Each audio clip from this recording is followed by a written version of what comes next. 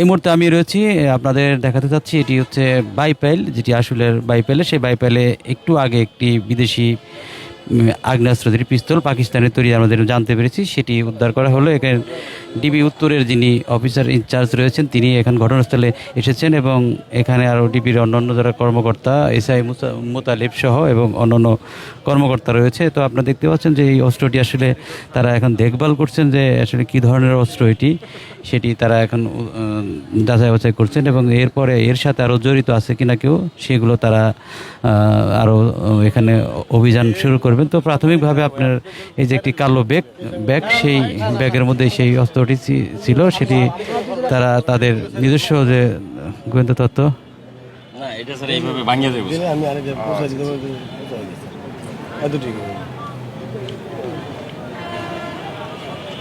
তোর নাম কি? খোকন। বাড়ি কোথায়?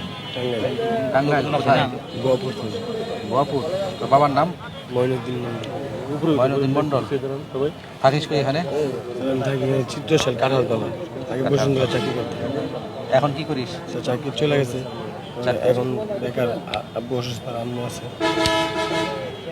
এটা কোন জায়গা থেকে কি কার কাছ থেকে নিছিস? কাগজ থেকে আর একটা ছেলে আছে, আসে আমার দেয়, যে জায়গায় নাম্বার দেয় ফোন দিতে, উনি গেলে আমি ওখানে এটা তুই কি করিস? কি কাজ করিস? এটা দেয়